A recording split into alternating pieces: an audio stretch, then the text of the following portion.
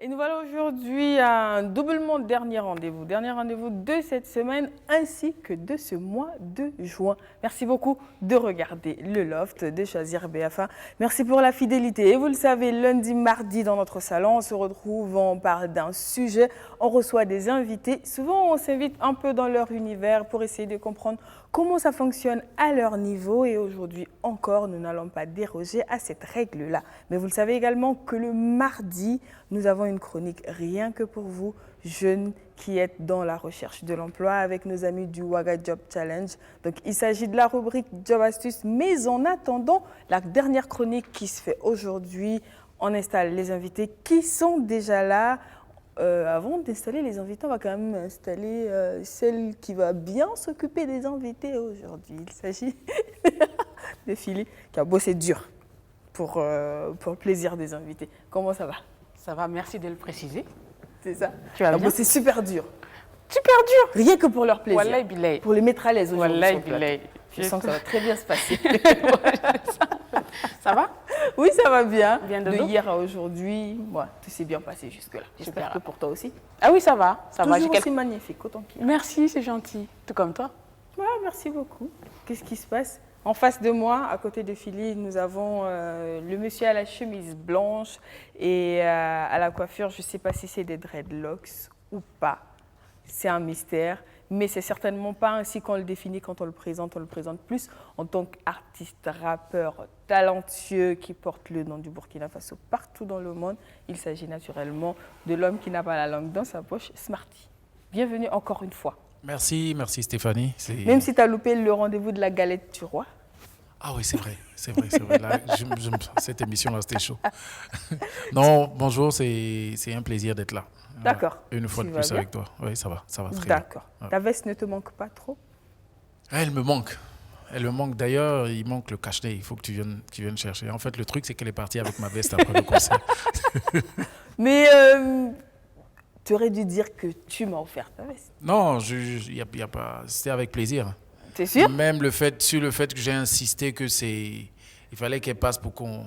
On ajuste. On ajuste et tout. Elle dit non, c'est bon, elle était partie avec. Donc du coup, et tout ça. Voilà. T'inquiète pas. Donc du coup, si vous voyez ça sur Stéphanie, ne vous inquiétez pas.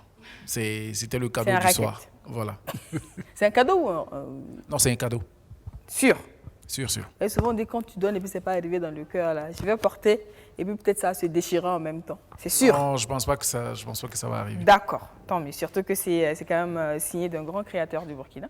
C'est une double fierté de porter cette veste. Voilà, à qui je passe le coucou. Exactement. Et juste à côté de moi, nous avons le monsieur en ce moment qui fait couler beaucoup d'encre et de salive. J'ai envie de le présenter comme ça parce que lui également, il a fait parler l'encre.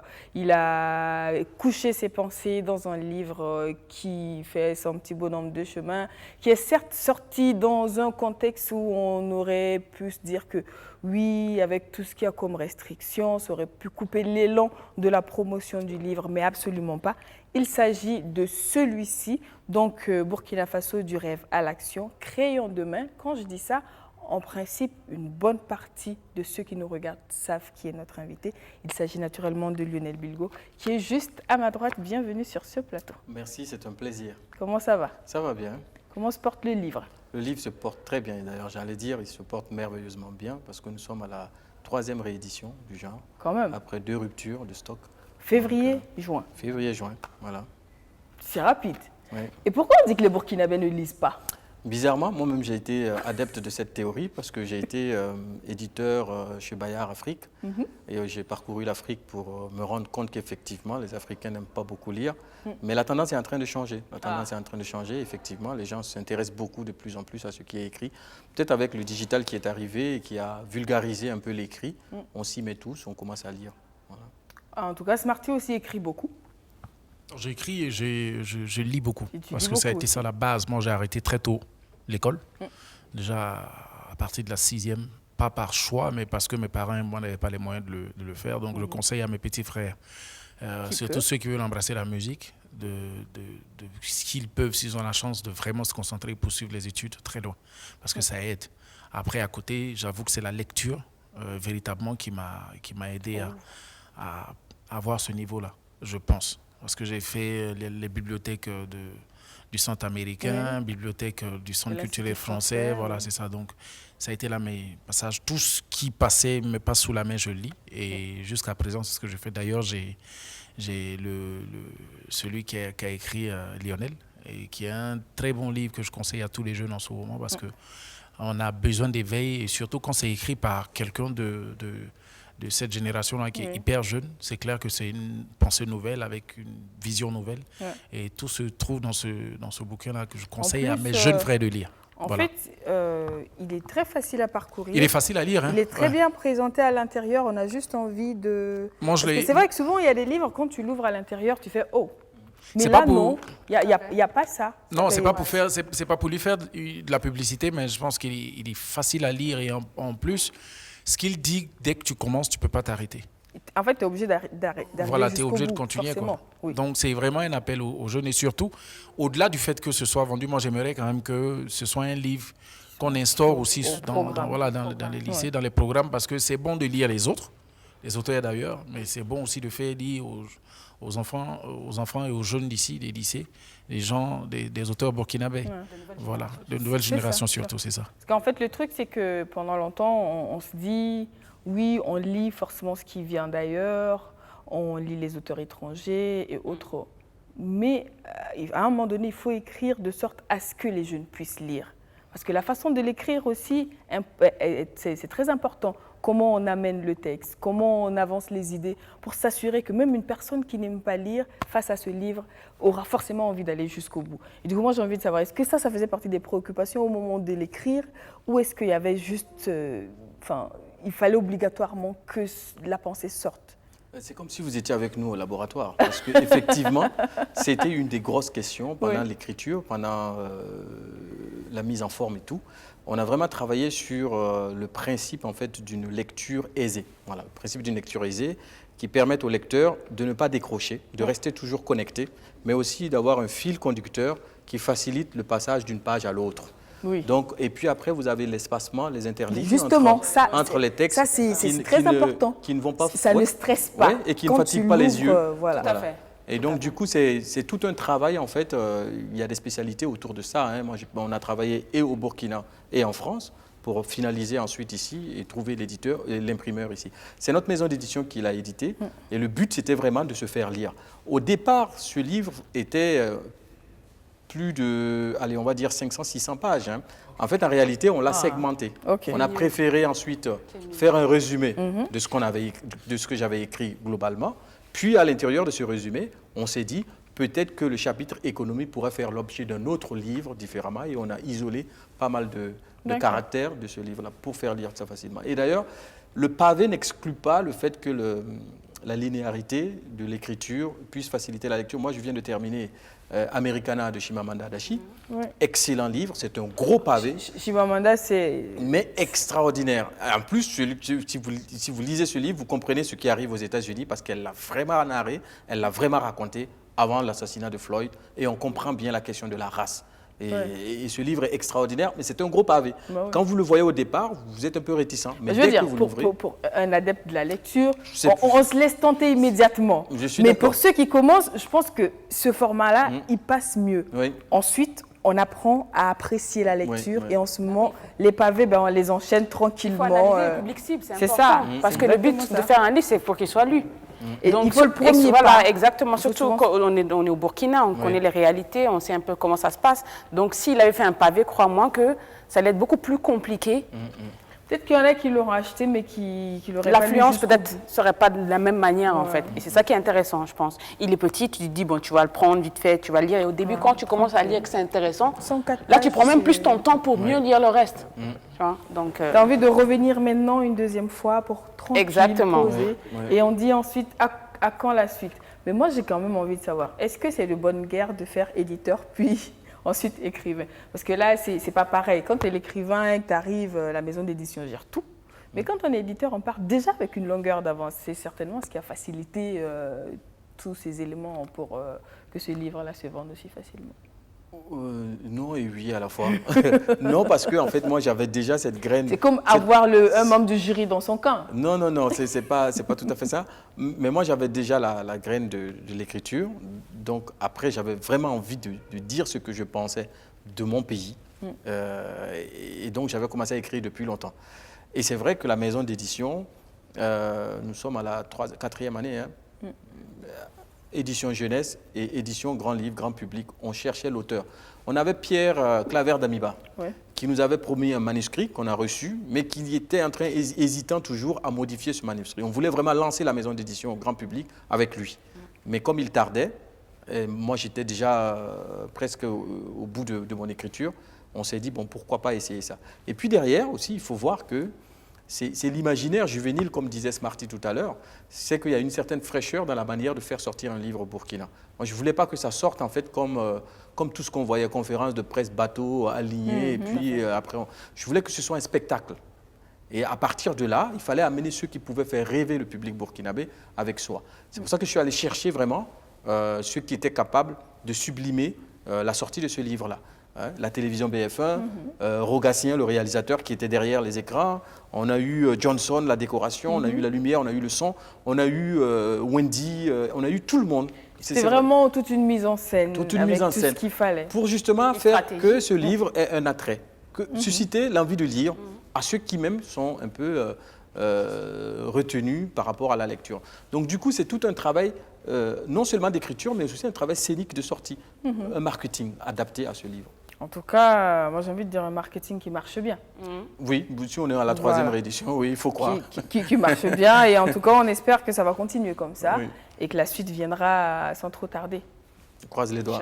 Et là tout de suite, moi je dis, il n'y a pas de raison que ce livre-là ne fasse pas partie de mon décor. Donc il reste là. Ok. Et il ne bouge plus. Confisqué. Voilà, tout simplement. Mais le racket, ça marche. C'est comme ça.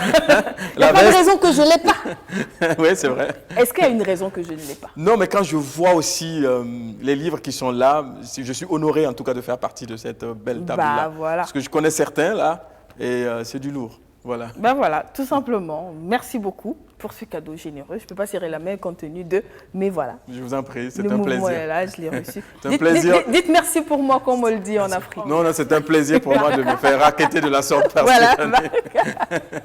Mais on a longtemps parlé du livre, mais Philly a quand même quelques questions. Avec plaisir. Oui. Alors, j'ai fait mes recherches, ok. Et il y a beaucoup de sujets importants abordés dans le livre. Maintenant, j'avais une première question.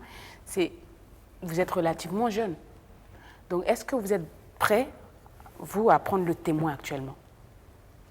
Des vieux qui sont là, on dirait. Ah, elle est bonne cette question. Bah oui. Je pense que je l'ai déjà pris à ma manière. Je pense que Smarty aussi a déjà pris le témoin à sa manière. Je crois que Philly, Stéphanie, nous avons tous ici, dans cette salle, pris le témoin à notre manière. Je pense également que le réalisateur qui est derrière, les caméramans qui sont là, sont jeunes. Ils ont aussi pris le témoin. On ne réalisait pas des scènes comme ça au Burkina il y a de cela quelques années.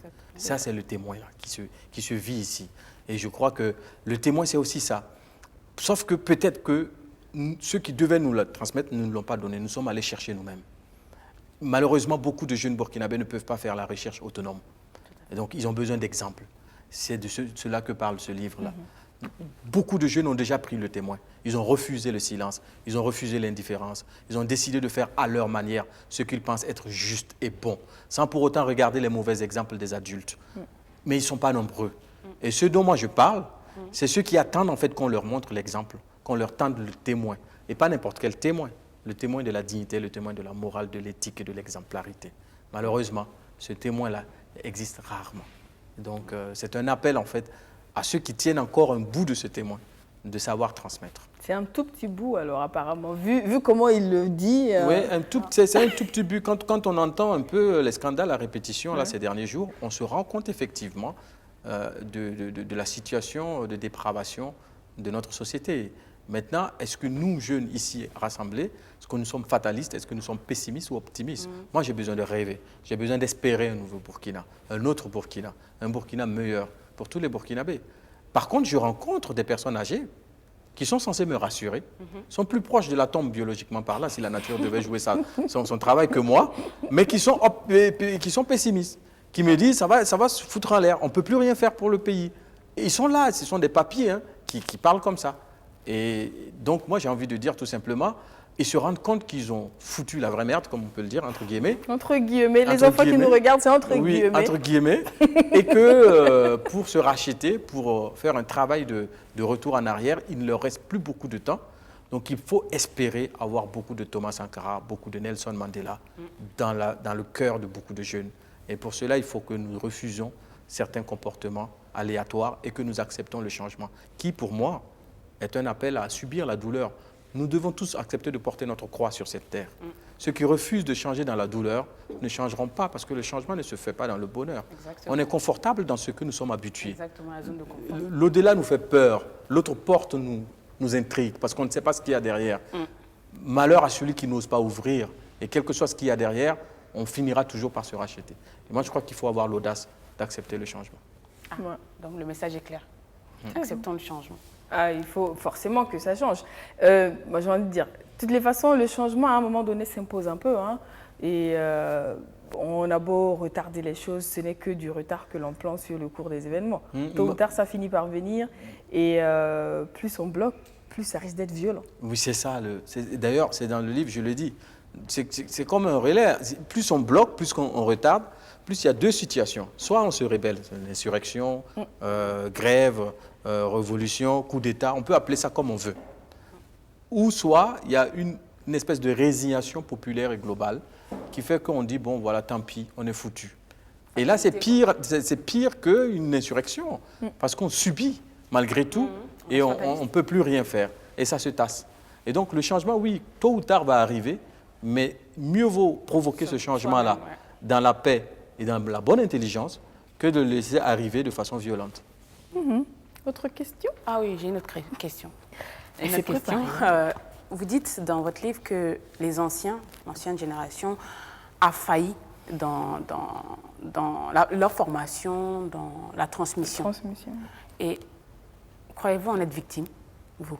Ah oui, si, moi je suis victime de cela. Je pense que nous sommes d'une manière ou d'une autre tous victimes. Maintenant, il y a des victimes résignées, il y a des victimes rebelles et il y a des victimes soumises. Voilà. Moi je pense être une victime rebelle. Je subis et je ne subis plus, je ne veux plus subir. Et donc, de quelle manière d'ailleurs ils ont failli? Parce que ces gens-là quand même, il faut remarquer, on est au lendemain des indépendances. Ce sont des personnes nées colonisées. Nous sommes nés indépendants. Hein. Quoi qu'on dise, on n'a pas connu l'esclavage. Moi, je n'ai pas connu... Mon père est né colonisé. Moi, je suis né totalement libre et indépendant.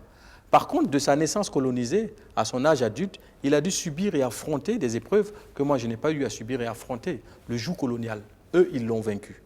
Presque. Arracher les indépendances, reprendre leur pays à bloc. Tous ceux qui partaient étudier à l'étranger rêvaient de revenir et de construire le pays. Et là, on entendait les discours sur la négritude qui se formaient dans les écoles parisiennes, en Occident ou aux États-Unis. Les clubs se formaient, les clubs idéologiques pour la défense de l'intérêt nègre et noir. Ces clubs se sont transformés en idéologie proprement politique. Vous aviez les deux blocs pendant la guerre froide, et donc ces deux blocs se sont exprimés également en Afrique aussi. Et c'est là l'école de la formation. Là où nos parents sont allés s'abreuver sur la dignité, sur la patrie, sur le patriotisme, la défense des intérêts de la nation, etc.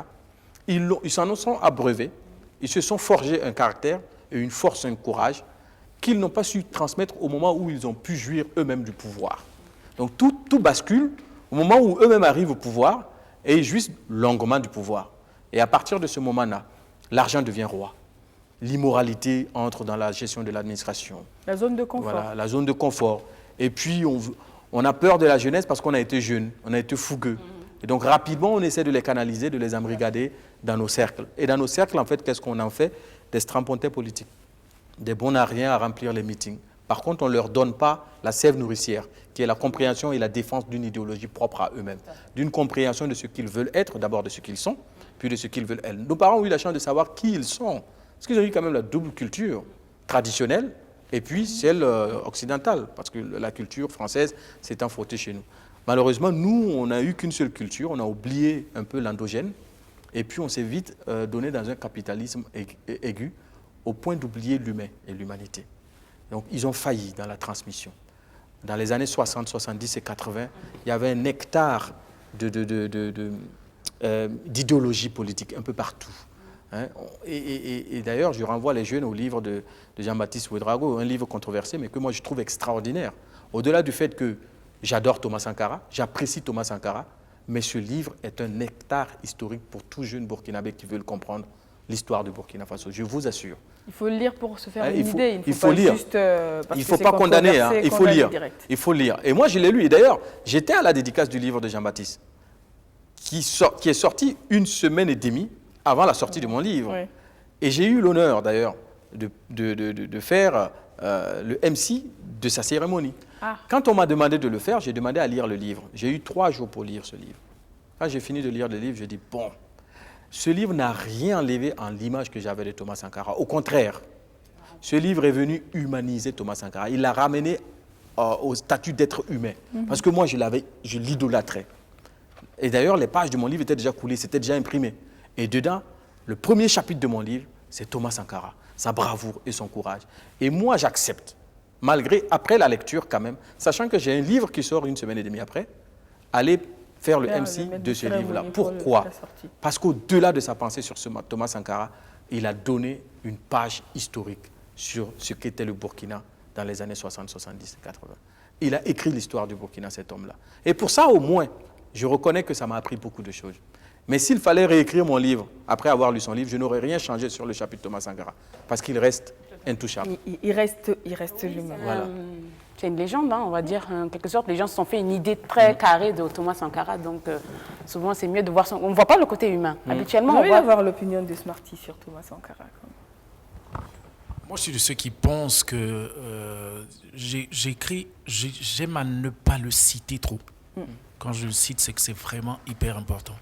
Parce qu'avec le temps, le nom de Sankara a été utilisé pour choses d'autres qui font que dit Sankara aujourd'hui, c'est devenu, on le dit avec une certaine légèreté. C'est un peu banalisé. Exactement.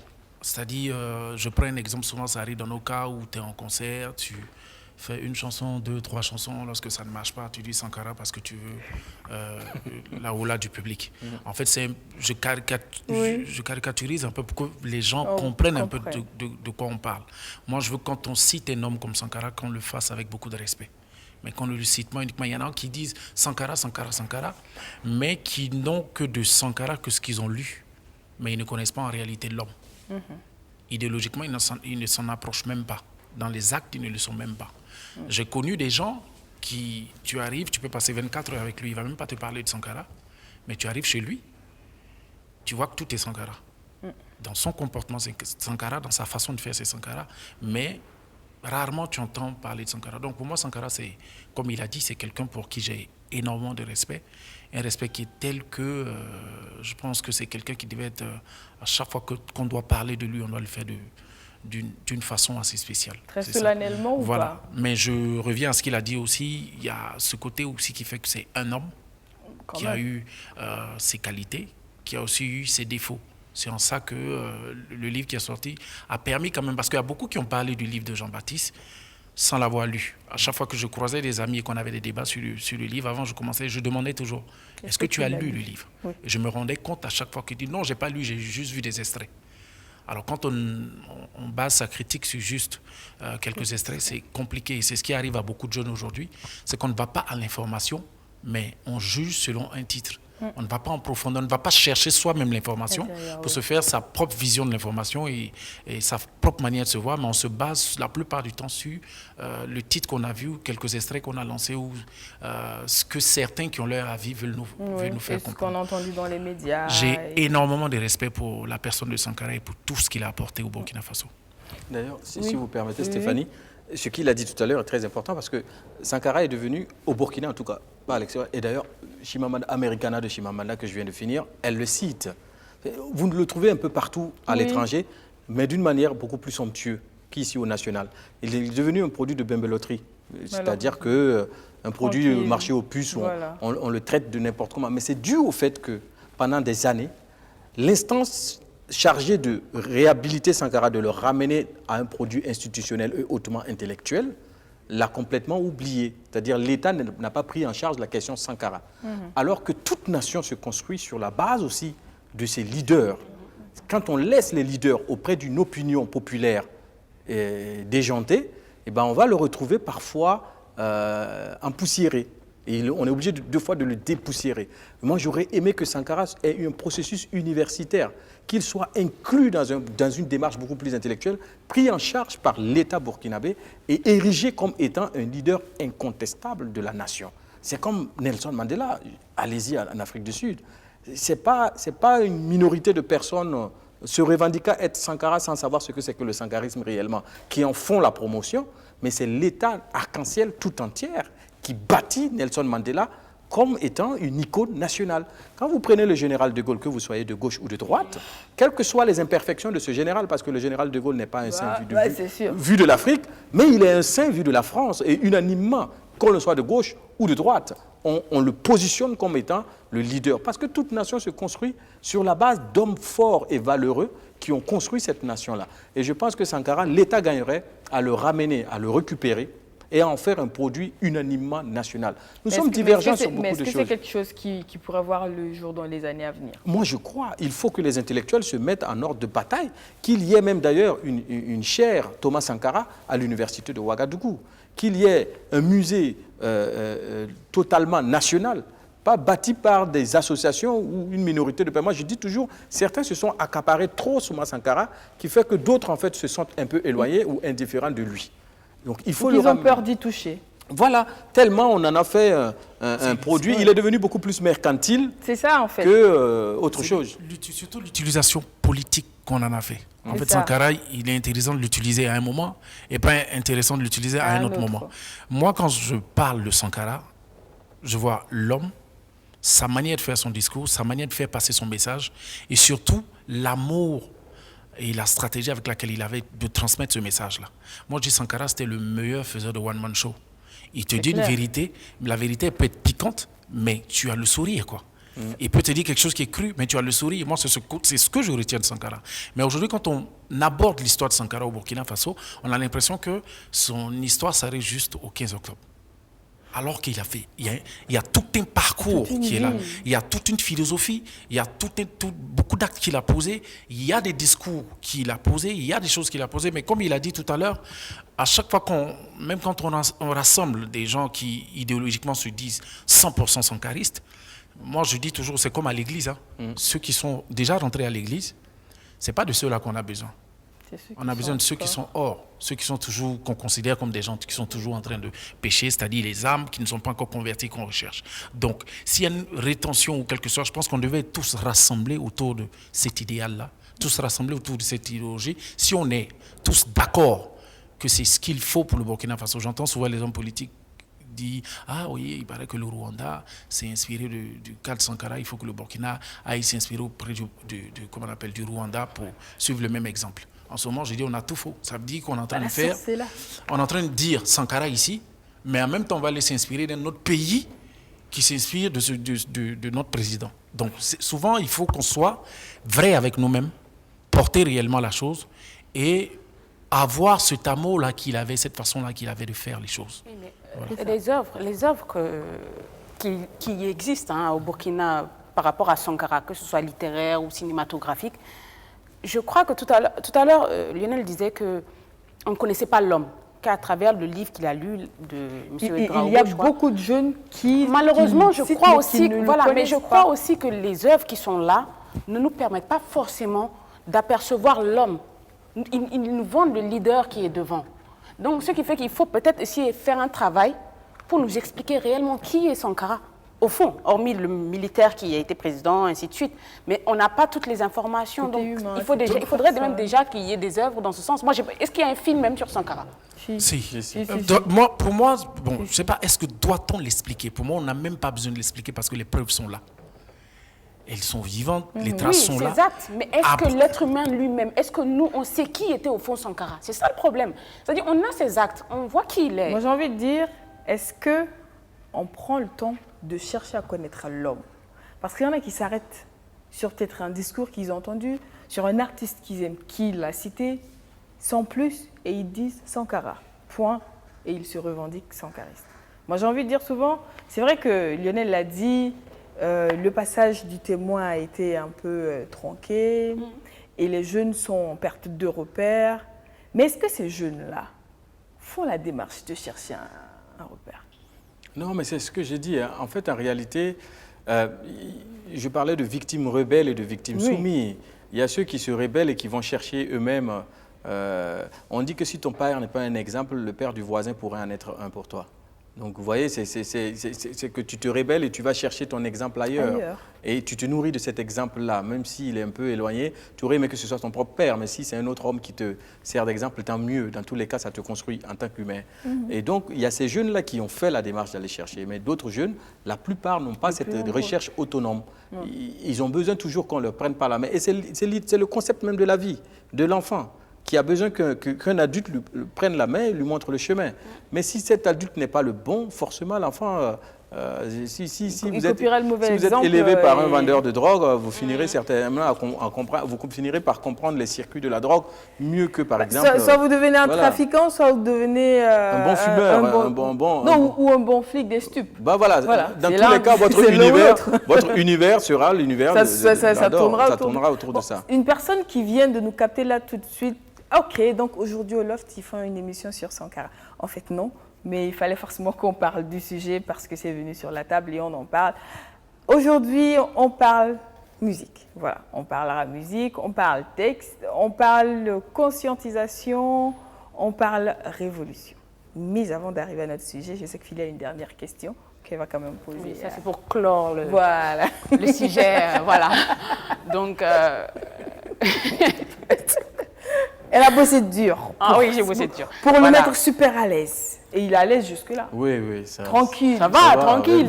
Ça va, j'ai un beau le loft, on ne peut qu'être à l'aise. Exactement, je ne suis pas là en train de t'agresser. Le loft nous met à l'aise. Ça le fait. Tout simplement.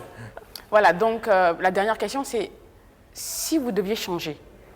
Bon, je ne sais pas si tu te moi, vous vois moi, je ne sais pas pourquoi, mais bon, bref. Dans le loft en général, on va sur Voilà, donc si tu devais changer les critiques qui sont dans ton livre, est-ce que tu peux nous résumer en 3 axes, en 3 grands axes, quelles sont les actions concrètes que tu vas mener pour arriver à ce changement-là? Mais pas des actes à la campagne politique. Hein. Voilà, surtout ça, concrète, tout le mot concret. Des actes personnels. Personnels, oui, parce que je pense que le livre, déjà, il a un aspect personnel. Donc vous-même, en tant que Lionel Bilgo, quels sont les actes que vous allez mener pour venir à ce changement-là? Puisque vous parlez beaucoup de changement. Moi, le premier changement, c'est d'apprendre à se connaître soi-même. Très franchement, moi, j'ai compris l'histoire de l'Afrique et du Burkina en général que quand j'ai quitté le Burkina. Et quand j'arrive dans un pays où la quête de soi était fondamentale. Donc, je suis allé chercher qui j'étais, premièrement. Et deuxièmement, une fois qu'on se connaît, ce n'est pas le tout, il faut connaître les autres. Et donc, il faut aller chercher, continuer à chercher à savoir qui sont les autres là qui nous entourent. Parce qu'on dit souvent... moi, j'aime pas ceux qui disent « tu sais qui je suis ». Parce que qui tu es n'est rien tant que toi, tu ne sais pas qui est l'autre à qui tu poses la question. C'est le plus important d'ailleurs. Mieux vaut connaître l'autre que de te connaître soi-même et de chercher à ceux qui te connaissent. Et dernier point, j'ai rompu totalement avec les guerres par procuration. Et moi, je dis à la jeunesse burkinabé, laissez les guerres par procuration. Hein, Sankara a fait ça à Blaise. Blaise n'a pas fait ça à Roch, qui a fait ça. Moi, je m'en fous. C'est pas notre problème. Les deux là se connaissent, ils ont fumé, ils ont bu ensemble, moi je n'étais pas là. Par contre, ça c'est prendre fait pour cause, pour des guerres personnelles, ça c'est pas mon problème. Roch et Blaise, je suis sûr qu'ils sont plus proches même de faire la paix que certains jeunes alignés derrière les deux là, entre eux. Et c'est ça le drame. Et moi je dis tout simplement, le jour que Roch est contre Blaise et Blaise est contre Roch pour des faits personnels, ils n'ont qu'à faire ce qu'ils veulent, moi je m'en fous. Par contre, si Roch a fauté par rapport à ce pays-là, où je veux voir vivre mes enfants, là, je vais combattre Roch. Si Blaise a fauté par rapport à ce pays, où j'aimerais voir vivre mes enfants, où moi j'ai encore un avenir qui m'attend devant, je vais lutter contre Blaise. Pour la nation, mais pas pour des intérêts personnels, etc. Malheureusement, beaucoup de jeunes sont alliés derrière les guerres par procuration. Savoir comprendre avant de s'engager, tout simplement. Bon, j'assume pas la réponse, mais bon. Mais c'est clair. Merci. Merci. Et merci à toi, Philly. Mais de rien. Donc, pour ce joli échange, j'ai envie de dire. Ah oui, ça fait plaisir. Ouais. Ah, ça change. Merci. Merci, Lionel. Merci. Donc, la semaine prochaine, on se retrouve. Inch'Allah. Mais pour le moment, tu nous dis au revoir. Eh oui, il est temps pour moi. Pour la suite. Très bien. Je bats ou j'attends la pub? Pas la pub, autre chose. Je te raccompagne royalement, Alléluia. s'il te plaît, en musique.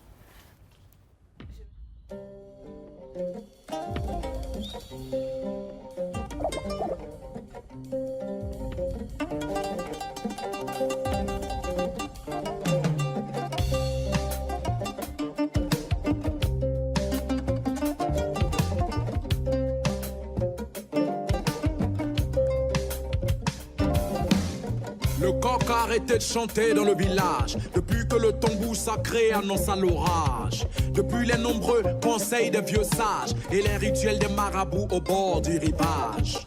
La nouvelle fut dite par la plus vieille barbe, sous l'ombre du plus vieux témoin, le baobab. Notre souverain roi est malade, prions pour lui, car le malheur jamais ne tarde. De frapper à la porte de l'inconnu, mais de sa majesté le roi, qui de nous l'aurait cru. Il y a les forts, les faibles, les peureux. Il y a déjà ceux pour qui la santé du roi importait peu. Il y a ceux qui craignent pour la population et ceux qui déjà sucent le son de la succession. Le village avait changé de visage. Rien du futur n'annonçait un bon présage. Des notables aux griots jusqu'aux sages, tous étaient devenus de nouveaux personnages. Le chapeau du chef flotte dans l'air. Les têtes se cognent pour savoir qui le portera. Que la paix aille mourir à la guerre, pourvu qu'il y ait une tête qui soit couronnée roi. Le chapeau du chef flotte dans l'air. Les têtes se cognent pour savoir qui le portera. Que la paix aille mourir à la guerre, pourvu qu'il y ait une tête qui soit couronnée roi. Petit à petit, comme un effet magique, chaque notable découvrait sa différence ethnique. À chaque enfant, on comptait l'ingratitude de la race venant du nord ou de ceux venant du sud. Entre sages et notables, deux camps. Les frères, les fils et les cousins du roi, deux camps. Entre autochtones du village de Caen, plus personne ne se rendait désormais au champ.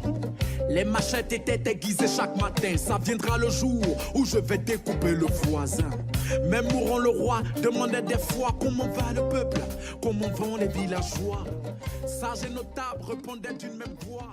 Tout va pour nous. Oui, donc deux camps, guerre par procuration.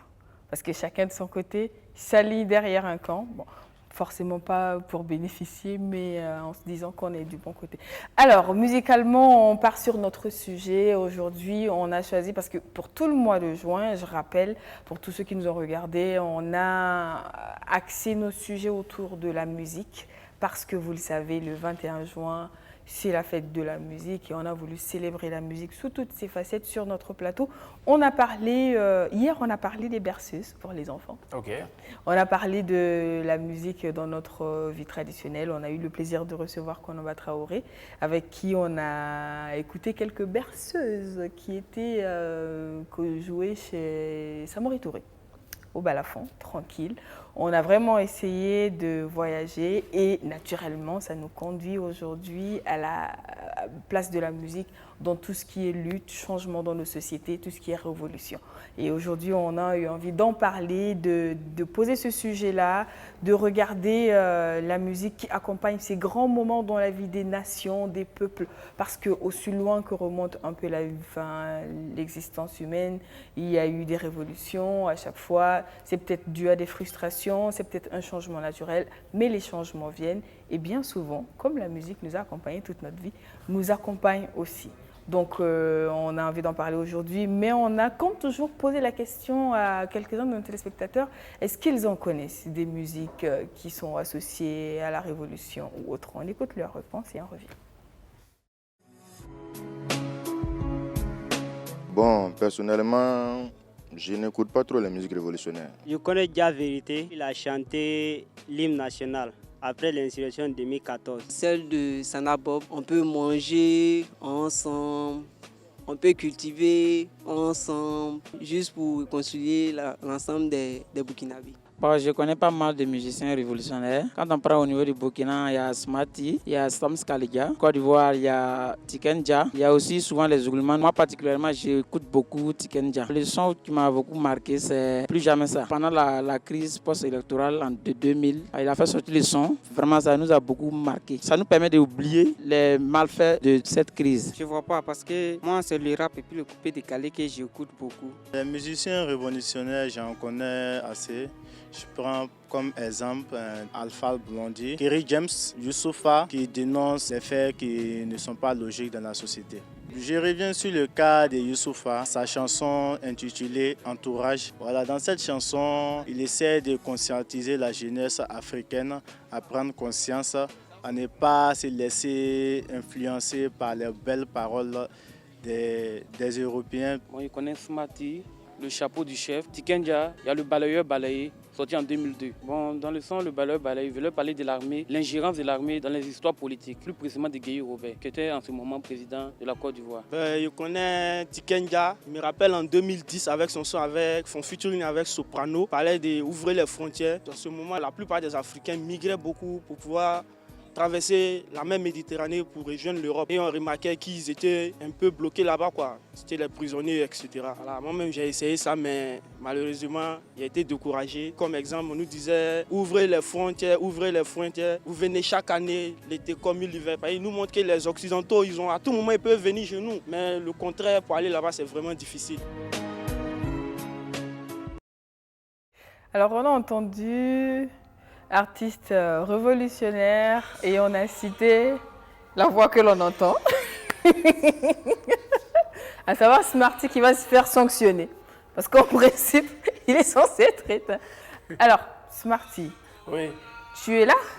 Je suis là, oui. Concentre-toi.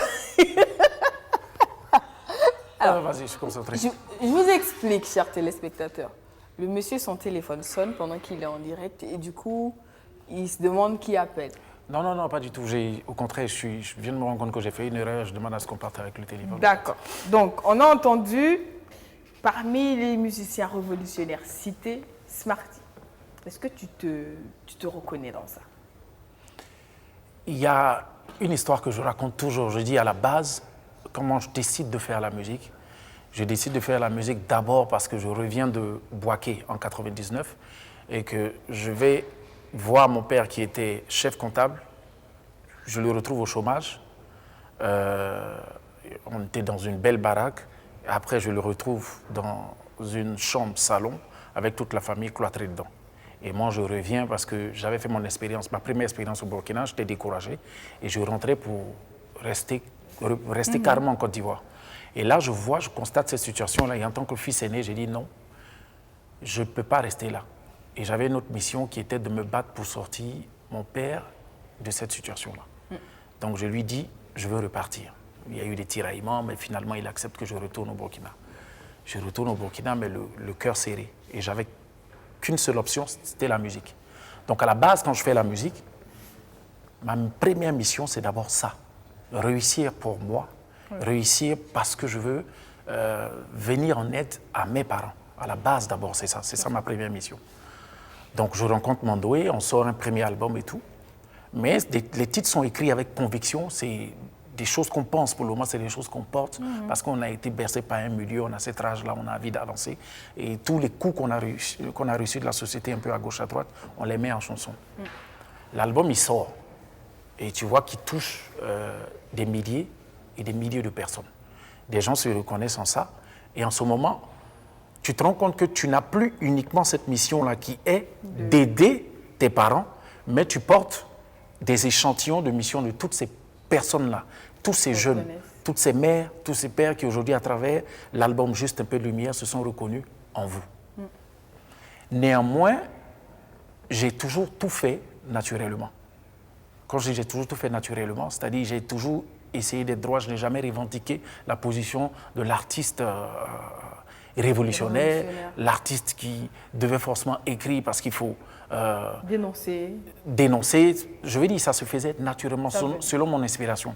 Je m'assois, je change avec les gens, ou souvent je vis moi-même certaines blessures et je traduis ça. Quand je vais à l'hôpital Delgado parce qu'il y a la mère d'un enfant, d'un de mes amis qui est malade et qu'elle a besoin qu'on lui nettoie la gorge toutes les 6 heures parce que ça se bouchait et que le médecin fait le dernier nettoyage dans la nuit et qu'il doit revenir le matin à 7 heures pour faire le nettoyage suivant et que ça ne se fait pas et que mon ami en question perd sa mère suite à ça, c'est de là que naît la chanson Maxime. Donc, Maxime, c'est sans calcul, j'ai ressenti quelque chose, je l'ai écrit, j'ai dénoncé, mais l'impact a été beaucoup plus grand. Donc, au fur et à mesure, on grandit avec ça, et comme peut-être un soldat qui a commencé la cour, après qui devient caporal, après qui devient ça, tu montes en grade, et à un moment, tu te rends compte que tu n'es plus seul et tu portes, comme je l'ai dit, les convictions, les envies de changement de tout un peuple, de tout un pays et de tout le continent. Mais par rapport à tout ça, il faut en tant qu'artiste, en tout cas c'est ma perception des choses, savoir faire la part des choses. Parce c'est pas parce que tu es artiste que tu es forcément parfait. Je le dis toujours dans mes chansons, la vérité que je dis, elle n'est pas absolue. C'est juste quelque chose que j'essaie de partager avec vous, un sujet que je mets sur la table, afin que chacun puisse mettre son ingrédient et qu'on trouve un équilibre pour faire avancer notre société. Donc, les révolutionnaires dont peut se targuer plusieurs artistes ou artistes engagés, j'ai toujours dit non. Pour moi, je fais les choses selon mon inspiration, je fais les choses quand je les ressens. Si les gens trouvent que c'est de l'engagement, tant mieux. Mais je les ferai naturellement. Si ça ne va pas, j'écrirai des chansons. Mais mon rôle premier, ce n'est pas forcément de chercher cette étiquette-là. Mon rôle, c'est d'influencer mon entourage autour de moi. J'ai dit, je fais du rap utile, je fais du rap de développement. J'essaie par ma musique d'apporter quelque chose qui puisse être une pierre de plus pour l'avenir par rapport à mon pays plutôt, excusez-moi, quand on parle c'est pas grave, c'est dans le... de sa construction. Voilà ma vision. Okay. Voilà. Maintenant, après, il y en a qui le revendiquent, cette étiquette-là. Mais moi, non, je ne le revendique pas. J'essaie de faire du mieux ce que je peux et je laisse les autres juger. Voilà. Ok, moi j'ai envie de... Enfin, Bilgo, quand même, quand on parle de révolution, on va dire que de l'impression que nous, on a de l'extérieur qui est calé sur le sujet. Il y a des styles de musique que l'on a tendance à coller aux révolutions. En général, le rap exprime souvent une certaine rage. Sous certains cieux, on a l'impression qu'il y a souvent de la frustration qui sort, il y a assez de dénonciation. Le reggae aussi qui dénonce beaucoup. Est-ce que tout type de musique peut accompagner une révolution? Non, je ne crois pas. Parce que d'ailleurs, il faut faire la part des choses, de mon point de vue, entre le révolutionnaire et l'artiste musicien qui fait une chanson à connotation révolutionnaire. C'est différent. Et pour moi, certains artistes ont le courage, au moment où tout le monde est silencieux par rapport à un fait, de le dire à haute voix dans leur art. C'est la meilleure des révolutions possibles. C'est comme au théâtre, des acteurs qui vont sur scène dénoncer ouvertement certains faits de société, alors que c'est un tabou d'en parler dans la société. Ce sont des révolutionnaires d'une manière ou d'une autre. Et donc effectivement, la musique, surtout la musique burkinabé, a drainé en fait des pans de conscientisation à travers des textes bien élaborés comme les textes de Smarty, mais qui ont été aussi précurseurs par rapport à certaines indignations qui ont pu naître derrière ces musiques-là. Et donc oui, on peut dire sans trop de gêne qu'il y a des musiques qui accompagnent des changements, qui accompagnent des transformations, qui créent des indignations et qui suscitent en fait des révolutions. Parce que pour moi, la révolution est d'abord individuelle, à visée contagieux. C'est-à-dire qu'on porte d'abord la révolution en soi, on s'indigne soi-même, et notre indignation doit contaminer le maximum de personnes afin que ça crée l'émulsion que l'on recherche. Et c'est seulement comme ça que l'on transforme une société. Et effectivement, au Burkina Faso, on a vu des artistes très courageux qui ont porté la plume et qui ont porté le verbe au moment où personne ne s'attendait à les entendre citer ou parler ainsi. Et Smarty en fait partie. Mais moi, j'ai envie de savoir, est-ce que, parce qu'il l'a dit, il le fait naturellement, il l'écrit comme ça lui vient par rapport à des situations. Et du coup, moi, j'ai envie de savoir, est-ce que on peut dire que c'est du courage quand ça sort naturellement? Est-ce que Smarty souvent a le sentiment, après avoir fini un titre en studio, de se dire ça, si ça sort, on va me taper dessus, mais je le sors quand même? Oui. Pourquoi? Oui. Quand je sortais, je me rappelle quand on sortait en 2006, en 2008, l'album où il y avait Monsieur le Maire, on savait quand on sortait ce titre-là, on savait que ça allait faire du bruit. Mais ce titre-là, on l'a assumé, on l'a sorti. Pareil, quand j'écris Le Chapeau du Chef, en fait, tu peux jamais anticiper sur ce que sera une chanson. Mais tu peux intérieurement savoir quel impact ça va avoir sur les personnes qui sont sûrement indexées dans la chanson par rapport à ce que tu dis. Mais il y a des chansons que tu as senties, tu te dis ça va toucher les gens, c'est assez révolutionnaire, il y a des mots poignants dedans et ça sort, ça touche personne. Ouais. C'est pourquoi je parle de naturel, c'est pourquoi je parle de l'inspiration. L'inspiration, c'est quelque chose qu'on ne définit pas. Tu peux avoir tout le talent du monde, mais il y a le moment où tu as cette étincelle-là qui fait la différence. Quand j'ai écrit Le Chapeau du Chef, je ne savais pas que Le Chapeau du Chef allait avoir cet impact. Il faut dire les choses comme ils sont. J'ai écrit Le Chapeau du Chef, mais sur l'album, le titre qu'on prend pour faire la promotion, les titres en premier, c'est pas... Le Chapeau du Chef n'est pas le premier single qu'on lance. On lance 2 singles. Et après, en gros, Le Chapeau du Chef, il s'est battu tout seul. On a fait le clip, il est sorti. Et il a eu cet impact-là, sans même que ce soit calculé. Voilà pourquoi je dis, souvent, en tant qu'artiste, il faut avoir l'humilité, souvent, de laisser l'œuvre elle-même parler pour soi.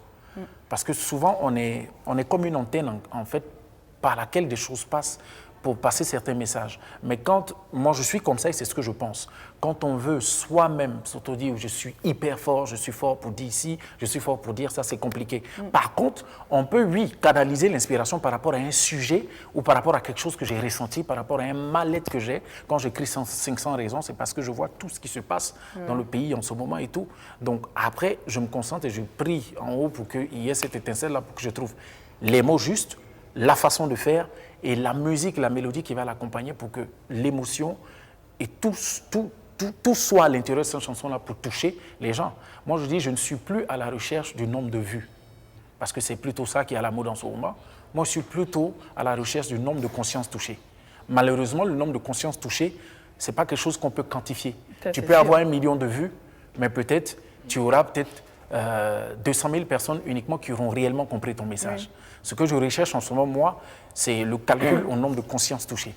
Quand tu vois que réellement ton message est passé et que les gens dans leur attitude, ou quoi, tu as des enfants de 14-15 ans qui peuvent te reprendre une chanson comme 500 raisons, là, tu as gagné quelque chose parce que tu sais qu'un enfant, l'adulte se laboure depuis qu'il est petit. Donc quand il arrive à chanter cette chanson, ou quand il arrive à comprendre une chanson comme Bienvenue, ça veut dire qu'après avoir appris toute la chanson, l'enfant cherche plus ou moins à savoir qu'est-ce qui est dit dedans. Ah, c'est de ça que ça parle. Ah, c'est comme ça. Ah, ça m'envoie vers là. Je pense que notre rôle, en réalité, c'est ça. Mais, je le dis, l'artiste n'est rien sans l'inspiration. Ouais, c'est sûr. Tu peux avoir le sujet qu'il faut, tu peux avoir le thème qu'il faut, mais cette folie-là, cette étincelle-là, c'est cette chose-là qu'on ne calcule pas, qu'on ne définit pas. Voilà. Donc, ce que moi j'entends, c'est qu'en réalité, le texte ne fait pas tout le travail. Parce qu'il a beau être beau, c'est de la musique. Et si ça ne se laisse pas écouter, ça va passer à côté de son objectif. Il y a eu des chansons qui étaient crues, hyper engagées, plus violentes même, comment on appelle, il y a des chansons plus violentes que ce que j'ai écrit en 500 raisons. Il y en a eu, mais que les gens n'ont pas écouté. Parce que souvent, pour faire un message, la beauté d'un message, je dis souvent, c'est dans l'art et la manière de faire passer le message. Et moi, j'ai pris toujours comme base l'éducation à la façon africaine. Quand tu arrives chez les rois, souvent pour dire la vérité au roi, pour dire certaines choses au roi, on passe par des proverbes. On passe par des contes.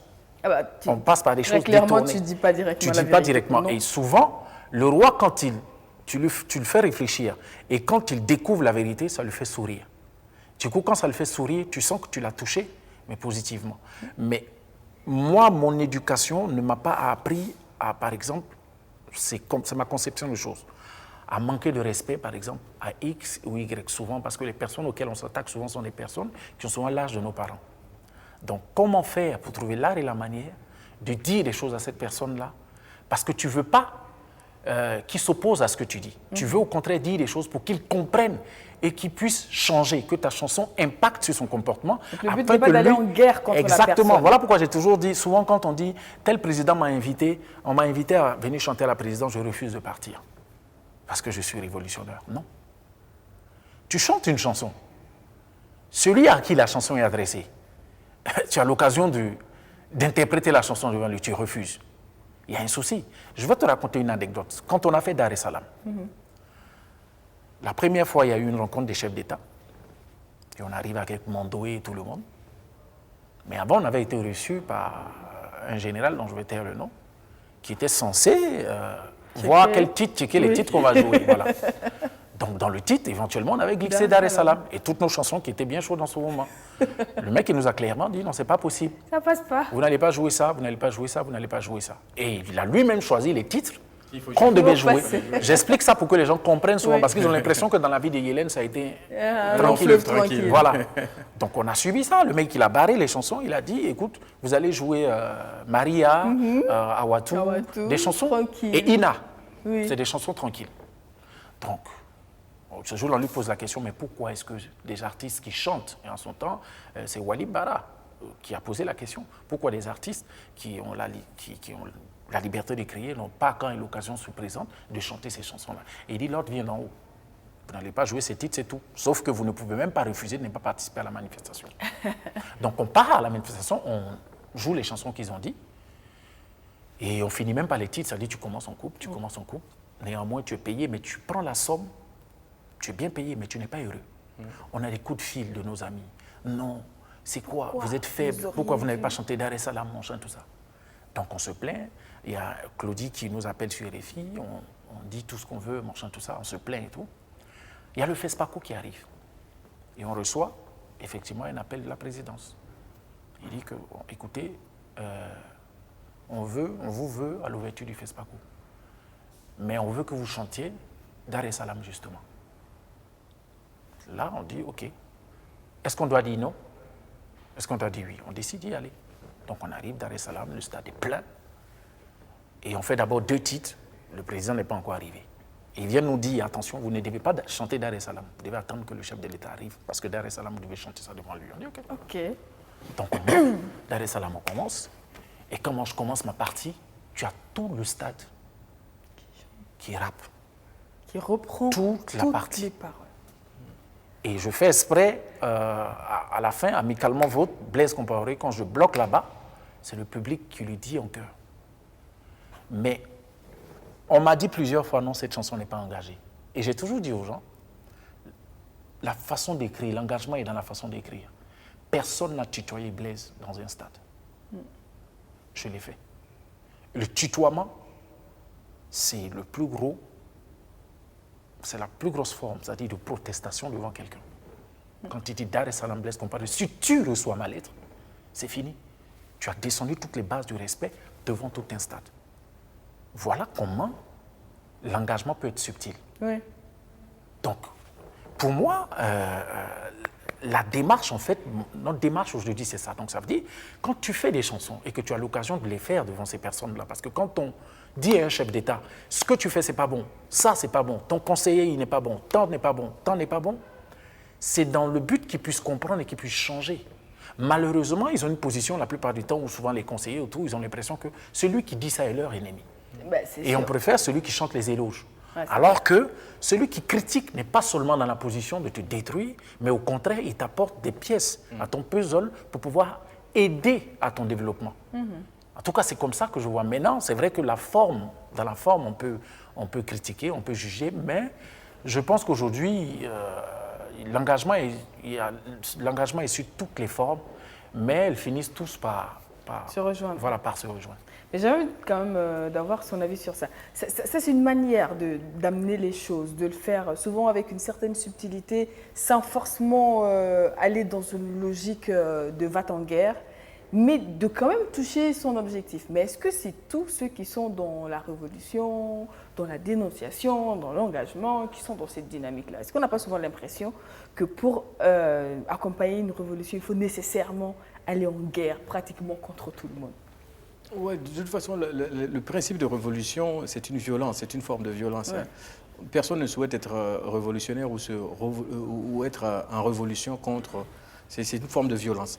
Maintenant, effectivement, dans cette forme de violence, il y a la déesse des violences. Vous savez, on dit parfois qu'il n'y a pas de guerre propre, mais il y a aussi une guerre, il y a des guerres humaines.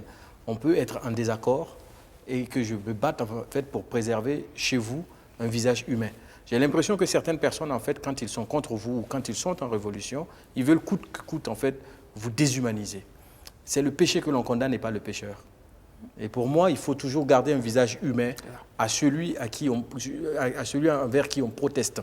Parce que le but, ce n'est pas de l'anéantir, lui, mais c'est le départir du côté mauvais ou de son comportement qui fait que les choses ne vont pas bien. Et dans ce sens-là, c'est pour ça que je dis garder un visage humain à son interlocuteur. Moi, dans mes débats ou dans mes interventions, je fais toujours de mon mieux pour que celui qui est en face de moi ne perde pas la face. Même si je suis contre lui, même si je ne suis pas d'accord avec ce qu'il dit, je fais toujours pour lui préserver un visage humain. Même quand on est en colère. Aujourd'hui, la jeunesse, on est fort dans les wigim, dans les tu l'as déchiré, tu l'as déchiqueté, un beau fiafia, c'est bien. C'est bien. Mais après, il y a question de forme. Sur les réseaux sociaux, par exemple, moi, je vois souvent des jeunes qui écrivent des textes. Le fond, ce qu'il dit, c'est du génie, c'est extraordinaire. Mais la forme est tellement salace que je me retiens de partager. Par contre, il y a des jeunes qui écrivent des beaux textes, des interpellations classiques, mais avec une beauté et une forme inimaginable, si bien que je suis tellement heureux et je partage. Parce que je suis content. Ça revient à ce qu'il disait par rapport à la musique, parce qu'il faut le tout pour accompagner cela. Effectivement. Et un jour, par exemple, on demandait à Marion Maréchal Le Pen, dans l'Assemblée française, elle avait des écouteurs, on dit « Qu'est-ce que vous écoutez ?» Elle écoutait Youssoupha. Parce que ce mec-là, sa plume, c'est extraordinaire. Et il ramène le rap dans une catégorie de personnes qui se sentaient éloignées du rap. Ces gens-là ont révolutionné le rap français parce qu'ils l'ont rendu accessible. Ils l'ont, entre guillemets, moliérisé, quoi, en donnant un sens au texte et au volume. La manière dont nous transmettons le message est très importante pour celui que nous voulons qu'il écoute et qu'il se transforme. Et ça, c'est d'une manière extraordinaire. Il faut que nous, les jeunes, on apprenne vraiment à transmettre les messages, à éviter le passionnel. Et ça, c'est très important. Il faut être dans un discours courtois, dans une opposition stylée et avec la manière et la forme. Parce que c'est très important. De toute façon, ceux qui sont habitués au wigime et au fiafia, le jour qu'on va dire qu'on les nomme, c'est ceux-mêmes qui venaient, les milliers de commentateurs là, qui vont dire non, il n'est pas mature, il ne faut pas faire. C'est un peu ça. Pourtant, c'est des jeunes qui ont du talent et qui sont qualitativement bons. Moi, j'en connais certains, ils sont extraordinaires, ils sont bons. Mais à un moment donné, il faut qu'on mette de la forme dans notre manière de revendiquer et dans notre manière de faire passer les messages, parce que c'est très important. Merci beaucoup pour cela, parce que, sans le savoir, tu nous conduis vers la suite de notre émission, parce que notre échange est super intéressant, mais notre temps est limité. Et comme je le disais à l'entame de cette émission, nous avons une chronique qui a pour but d'aider, d'assister, d'accompagner tous ces jeunes qui sont dans une dynamique de recherche d'emploi pour avoir des pistes, des astuces sous le manche, comme on le dit, pour pouvoir s'en sortir plus facilement, soit en entretien, soit dans leur démarche de recherche d'emploi. Et justement, aujourd'hui, on parle de tout ce qui concerne un peu l'existence virtuelle. C'est Job Astuce, c'est maintenant.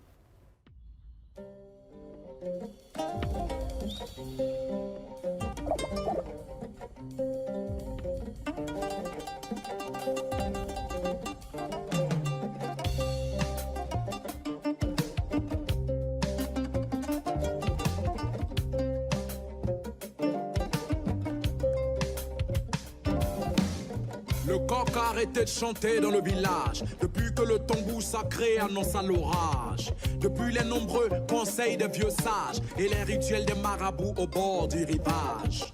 La nouvelle fut dite par la plus vieille barbe, sous l'ombre du plus vieux témoin, le baobab. Notre souverain roi est malade, prions pour lui, car le malheur jamais ne tarde. De frapper à la porte de l'inconnu, mais de sa majesté le roi, qui de nous l'aurait cru. Il y a les forts, les faibles et les peureux. Il y a déjà ceux pour qui la santé du roi importait peu. Il y a ceux qui craignent pour la population et ceux qui déjà sucent le son de la succession. Le village avait changé de visage. Rien du futur n'annonçait un bon présage. Des notables griots.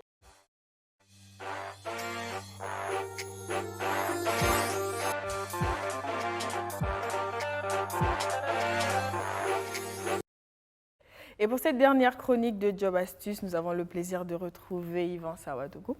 Donc, tout au long, on va dire, de ces 8 semaines, on a exploré toute la démarche de la recherche de l'emploi, depuis la connaissance de soi, qui est très important pour Lionel, jusqu'à l'entretien d'embauche et à l'intégration de l'équipe. Aujourd'hui, on s'attaque à un autre sujet. Quel est-il? Alors, il s'agit de ce qu'on appelle l'identité numérique, en gros, les médias sociaux. Voilà. Alors, l'identité numérique, terme qui définit en fait toute information que nous partageons ou que les entreprises partagent, bien sûr, sur les réseaux sociaux. On parle de réseaux sociaux, on parle bien sûr du plus connu Facebook, mais aussi de manière professionnelle, LinkedIn, Viadeo, YouTube, et puis bien sûr de blogs et tout. D'accord. Donc, l'objectif aujourd'hui, c'est de vous montrer comment utiliser les réseaux sociaux pour développer votre employabilité. Quand on parle d'employabilité, on parle bien sûr de recherche d'emploi. La première des choses, c'est bien sûr comment utiliser les médias sociaux pour chercher de l'emploi. Évidemment, aujourd'hui, plusieurs entreprises, beaucoup d'entreprises mettent leurs offres d'emploi sur Facebook, ce qui est une bonne chose, voilà. Une bonne raison d'aller sur Facebook. Et bien sûr, un peu moins connu, on a Twitter, voilà. Les entreprises à caractère international postent aussi des offres d'emploi sur Twitter. Voilà. Okay. Twitter, alors en ce qui concerne le Burkina Faso, là, plutôt il y a 2 ans, voilà, il y a eu un sondage des statistiques fait justement avec certains de vos collègues de BF1 qui ont montré, en tout cas, on parle d'il y a 2 ans. Il y a 2 ans. Il y a à peu près 1 500 000 personnes burkinabés sur Facebook, voilà, suivis par Twitter, à peine quelques milliers. Il y avait 2 ans. Il y a 2 ans. Maintenant, il y a possibilité que les chiffres aient changé. Bien sûr, voilà. Ouais. Il faut savoir que la différence avec Facebook, c'est que LinkedIn, c'est vraiment le réseau professionnel. Vous présentez de façon professionnelle votre parcours académique, votre expérience professionnelle, tout ce que vous aimez et tout. La chose suivante en matière de réseaux sociaux, c'est la possibilité pour vous, bien sûr, de vous faire des contacts, mais des contacts à caractère professionnel. Quand on parle de contacts à caractère professionnel, c'est bien sûr ceux qui vont vous recruter, les responsables des ressources humaines. Voilà. Que ce soit eux ou bien vous qui faisiez la démarche d'entrer en contact, bien sûr, vous présenter, mais aussi des gens qui sont plus expérimentés que vous pour pouvoir partager des astuces, de l'expérience, etc. etc. Voilà. Donc là, autant sur, idéalement, LinkedIn, ou Viadeo, son penchant francophone, voilà, qui est le LinkedIn plus connu dans le monde francophone, voilà, qui permet bien sûr de vous faire des contacts et bien sûr de renforcer en fait votre réseau. D'accord. L'autre chose aussi avec les réseaux sociaux que vous pouvez faire lorsque vous êtes en démarche d'employabilité, c'est les utiliser pour partager en fait votre passion. Quand on parle de votre passion, c'est ce que vous aimez faire, voilà, ce que vous aimez travailler, ce dans quoi vous aimez travailler. Vous pouvez créer une page Facebook, votre page Facebook professionnelle ou sur LinkedIn, justement partager des articles en lien avec votre domaine. Par exemple, si vous êtes dans le domaine du marketing, voilà, dire dernièrement, il y a eu un article sur ce qu'on appelle la veille informationnelle, vous le partagez et tout. Alors ça, il faut savoir que les employeurs, contrairement à ce que beaucoup pensent, vont regarder les profils des candidats sur Facebook. Certains le font, voilà.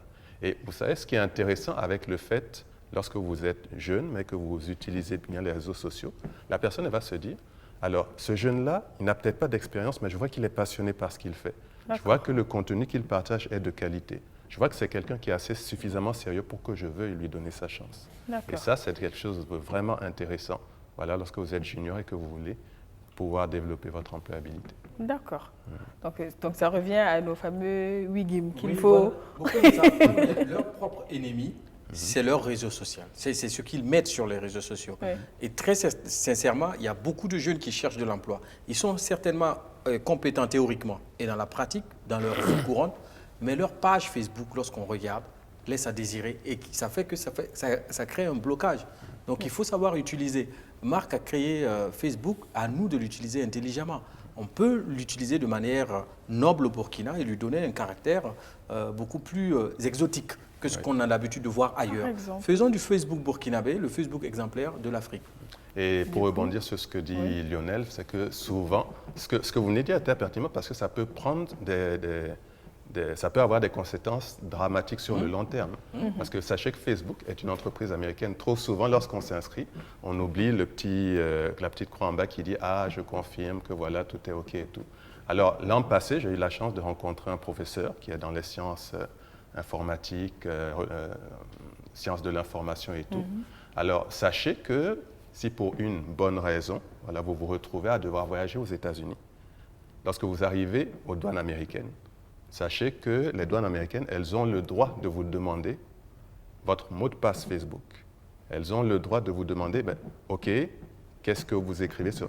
C'est une loi, Facebook est une entreprise américaine. Elle est soumise aux lois américaines.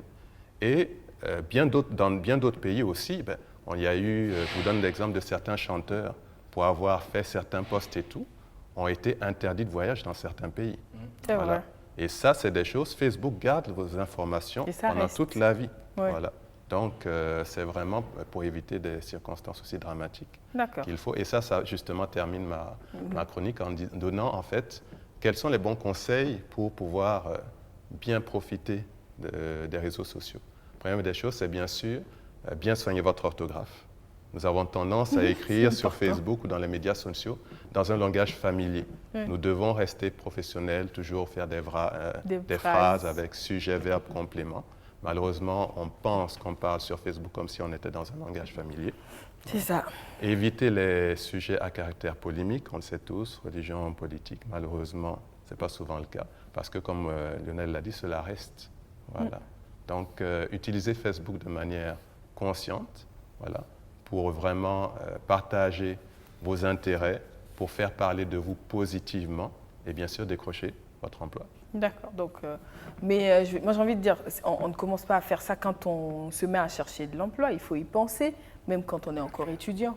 Bien sûr, c'est pour ça que je dis que justement, quand vous êtes étudiant, vous apprenez différentes facettes de votre domaine. Oui. Certaines vous passionnent plus que d'autres. Oui. Et c'est justement l'opportunité d'en parler sur un blog, sur votre page LinkedIn, bien sûr.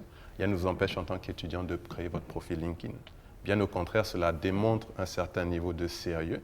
Voilà. Et comme je le dis, vous savez, les entreprises, elles embauchent des gens, bien sûr, pour leur diplôme, leurs compétences, mais elles les embauchent aussi pour leur personnalité. C'est sûr. Voilà. Parce que c'est les personnes qui travaillent, pas les diplômes. Tout à fait. En tout cas, merci beaucoup, Yvan.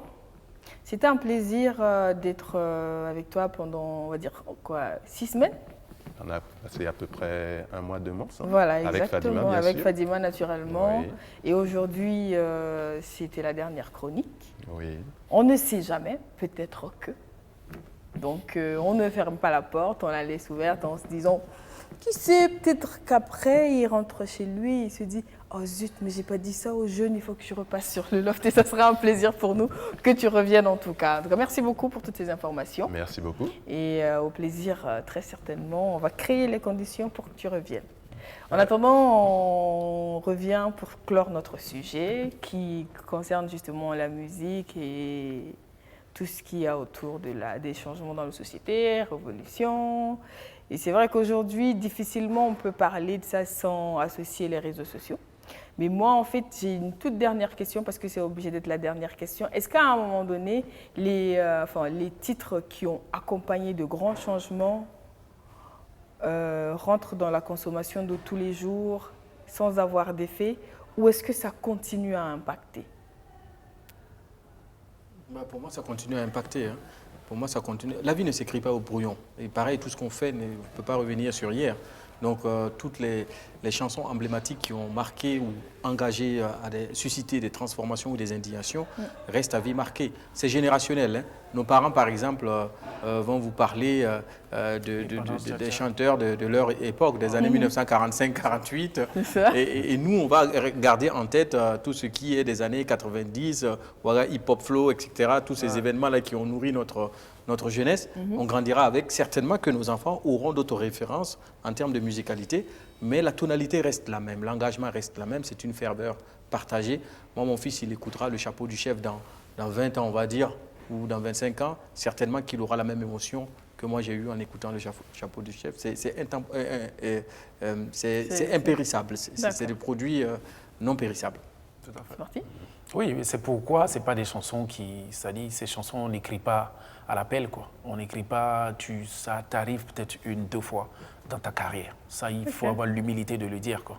Je parlais de cette étincelle-là qui accompagne ces chansons, et c'est ce qui fait que ça reste dans les mémoires, ça accompagne les gens, parce que ça leur rappelle beaucoup de choses, ça leur rappelle peut-être où ils étaient, quel changement ça a apporté au pays et tout, mais toute leur vie, ça reste collé à leur peau, quoi. Et je pense que l'artiste lui-même, il en est heureux parce qu'il est...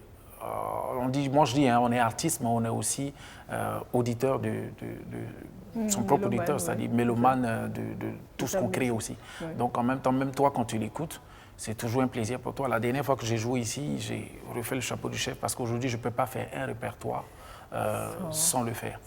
Donc voilà, et c'est pour dire qu'il faut faire les choses avec beaucoup de naturel. Et prier toujours pour que l'inspiration demeure toujours. Parce que tu peux avoir le thème, mais comme je l'ai dit, les mots, comment les placer et tout. Et je pense qu'il y a une petite âme qui est au-dessus, qui ne donne pas son nom, qui fait que tu places bien les choses. Et ça devient une magie qui peut-être peut rester dans le temps. Voilà. Merci beaucoup. Merci. Donc, moi, j'ai envie juste d'ajouter que c'est peut-être pour ça qu'ensuite, quand ça reste, même si ceux qui vont écouter plus tard ne seront plus dans les réalités du moment, ils se rappelleront. Et c'est important de se rappeler d'où on vient pour savoir où on va. C'est pas moi qui le dis, je pense que c'est de connaissances populaires, comme on le dit. En tout cas, merci beaucoup Lionel pour le temps. Pour le Mais de rien, le livre raquetté. Pour le livre et pour toutes les belles informations. En tout cas, c'était super cet échange avec toi. Merci beaucoup. Alors, justement, pour ceux qui ne peuvent pas faire comme moi, c'est-à-dire raqueter le livre. Ah, ça, il n'y a que toi qui peux le faire. Hein. Et qui ne l'ont pas encore. Écoutez, où est-ce qu'ils peuvent le trouver? Le livre vient de ressortir, d'être réimprimé, donc il est en vente en librairie. Jeunesse d'Afrique, Mercury, Diakfa, Livres et Loisirs, et puis quelques stations totales, un peu partout dans la ville. Okay. Voilà. D'accord, donc est-ce qu'on peut communiquer le prix ou pas? C'est 5 000 francs. C'est 5 000 francs, donc partout il est à 5 000. Partout il est à 5 000. Super, parce que souvent on ne sait pas, parce que chacun ajoute sa marge. Il n'y a pas eu d'inflation avec le corona, ça reste à 5 000. Tant mieux, merci beaucoup. Et à quand la suite? À Dieu de décider. Moi, je me fie à lui. On met ça en prière. Voilà. Smarty? Oui, c'est le prochain album qui est en train d'être bouclé, qui normalement on avait prévu octobre, mais je pense que ça ne va pas être possible. On va laisser la période des élections passer. Donc probablement avec l'équipe, on est en train de tabler sur le mois de février. Mais le rendez-vous est vraiment pris. L'album, il est top, il est à 80% téléchargé. Donc voilà. Donc on espère que tu reviendras avec des exclusivités pour nous. Inch'Allah. D'accord. En tout cas, bon vent. Merci. Beaucoup de courage et bonne inspiration, comme on le dit. Merci beaucoup. Encore une fois, Yvan, merci beaucoup. Je sais que tu as aidé beaucoup de jeunes tout le temps que tu es passé sur ce plateau et je suis sûre que tu seras réclamé. Si d'aventure ça se fait, on verra comment on arrange les choses. En tout cas, grand merci. Surtout, on te souhaite une prochaine édition justement du projet Waga Job Challenge.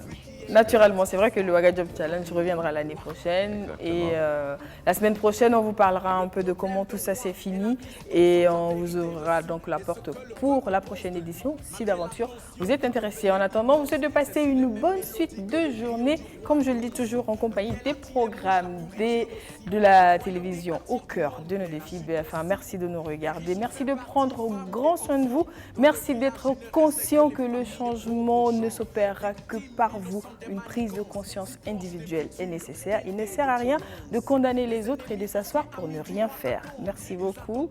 À la semaine prochaine. Au revoir. Le son de la vengeance, soigner les plaies ouvertes par tant d'années d'allégeance. Le roi va mourir, le village le sait. À l'après lui, même le roi n'y avait pas pensé. Le chapeau du chef flotte dans l'air. Les têtes se cognent pour savoir qui le portera. Que la paix aille mourir à la guerre, pourvu qu'il y ait une tête qui soit couronnée roi. Le chapeau du chef flotte dans l'air. Les têtes se cognent pour savoir qui le portera. Que la paix aille mourir à la guerre, pourvu qu'il y ait une tête qui soit couronnée roi. De nouveaux personnages. Le chapeau du chef flotte dans l'air. Les têtes se cognent pour savoir qui le portera. Que la paix